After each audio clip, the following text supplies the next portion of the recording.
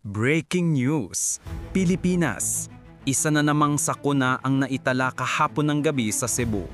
Makalipas ang bagyo, isang 6.9 magnitude earthquake ang nagpayanig sa Cebu at karatig lugar.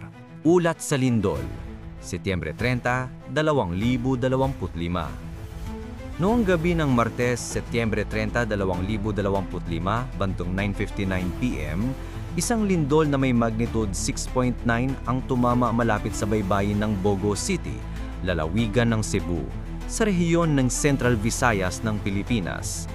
Dahil sa mababaw nitong focus at malawak na epekto, naramdaman ng sakuna na ito ng malakas, hindi lamang sa Cebu, kundi pati na rin sa kalapit na mga rehiyon tulad ng Leyte, Samar at Negros Oriental, na nagdulot ng matinding pagkataranta sa daan-daang libong tao at labis na nagambala sa mga makasaysayang estruktura at pang-araw-araw na buhay.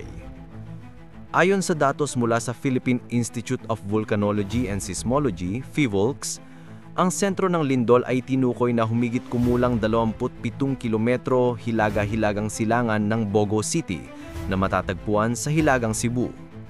Naitala sa lalim na 10 kilometro lamang, nagdulot ng mas mapanirang epekto ang pagyanig na ito sa rehiyon dahil tulad ng karaniwan sa mga mababaw na lindol, nangyari ito nang napakalapit sa ibabaw ng lupa.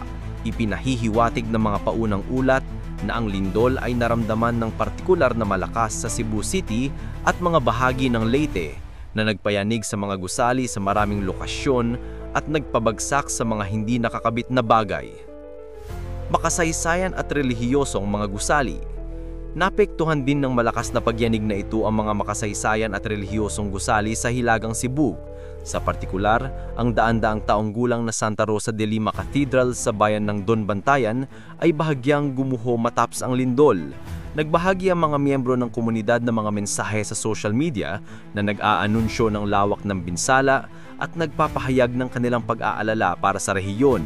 Kasabay nito, mabilis na kumalat sa social media ang mga larawan ng parokya de San Pedro Apostol Church sa Bantayan Island na umuuga ng marahas habang nagaganap ang lindol na nagpapakita na nasa seryosong panganib ang relihiyosong pamana ng rehiyon. Pagsuspende ng klase.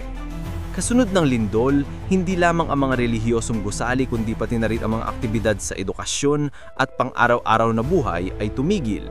Inanunsyo na ang klase sa lahat ng antas sa Lapu-Lapu City at Talisay City, dalawang mahalagang sentro sa Cebu, ay suspendido sa Miyerkules, Oktubre 1. Katulad nito, inanunsyo ng Mandawi City kasama ang mga munisipalidad ng